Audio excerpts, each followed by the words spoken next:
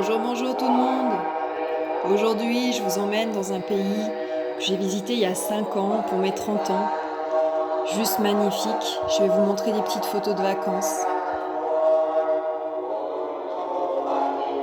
Voilà ce que je voyais de ma chambre d'hôtel.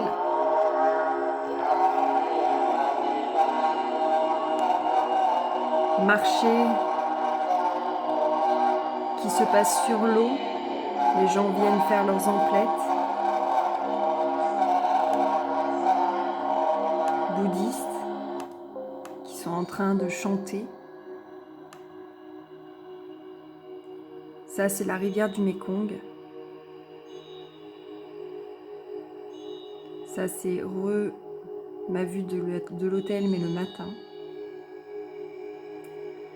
Ça, c'est une balade à l'éléphant que j'ai fait, que je me suis offert pour Noël. Voilà, j'ai été subjuguée et j'adore les éléphants depuis. Des temples, des paysages à couper le souffle. Ah, vous êtes en train de vous demander. Des vers de soie et des ailerons de poulet. Mais il y avait des sauterelles, des cafards, des grillons. Et oui, j'en ai mangé. Des singes de partout, dans toutes les villes, il y a des singes. Ça, c'est un petit train qui est très connu, qui passe au milieu des maisons et les gens, je ne sais pas si vous voyez au fond de ma photo, déballent leurs produits puisque ce sont des échoppes qui se trouvent de chaque côté et le train passe au milieu. Aujourd'hui, cela est interdit puisqu'il y a eu beaucoup de personnes blessées et de morts puisque les touristes venaient s'approcher trop près du train. Des métiers à tisser, puisque c'est un des métiers qui est le plus pratiqué là-bas et qui leur permet de vivre. Les femmes girafes. Alors les femmes girafes, elles portent un collier, pas toutes, que celles qui sont nées à la pleine lune. Et au départ, elles étaient de Birmanie, elles ont dû quitter leur pays puisqu'on les a considérées comme des sorcières. Et elles se sont exilées après avoir été massacrées en Birmanie, dans ce pays dont je vais vous parler, au nord de ce pays. Et j'ai eu la chance de vivre quelques jours avec elles et c'était juste sublime.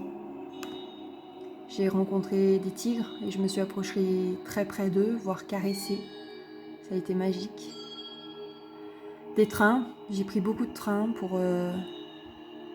beaucoup de trains pour me circuler dans ce pays qui est très grand.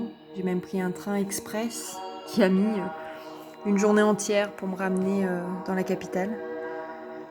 Oh, des palais à couper le souffle, je sais pas si vous voyez, c'était sublime. Des palais encore, et ça c'est le palais de l'empereur qui se trouve dans la capitale. Tout est en or, regardez. En or et avec serti de pierre. C'est juste sublissime. Bon, il fallait bien que je vous mette une petite photo de moi. Je suis derrière un palais assez particulier puisque c'est un palais à l'architecture khmer. Là, c'est les campagnes. J'ai beaucoup marché dans les campagnes parce que j'avais envie de rencontrer les gens. Et là, vous voyez, sur le côté, il y a un arbre et il y a énormément d'arbres qui donnent du caoutchouc. Ça, ce sont les petits villages perchés à quelques mètres d'altitude. Encore des femmes girafes. Ça, c'est l'habitat des gens. Pays très pauvre. Pas d'eau, pas d'électricité. Elles vivent des touristes qui veulent bien venir ou encore des petits objets artisanaux qu'elles vendent. Des petits crayons, des écharpes. Bon, là, je suis devant le pont de la rivière Kwai, extrêmement connu, qui se trouve au sud-est du pays, pas loin des magnifiques plages. Et ce pont est très célèbre puisqu'il y a eu une bataille pendant la Seconde Guerre mondiale, et ce qui explique pourquoi il y a le musée et aussi le cimetière américain là-bas. et regardez l'architecture du pont, enfin le travail d'orfèvre des architectes. Voilà. Alors bonjour tout le monde. Après mes petites photos de vacances, je vais quand même vous parler de ce pays. Ce pays, c'est la Thaïlande. Vous avez dû le comprendre.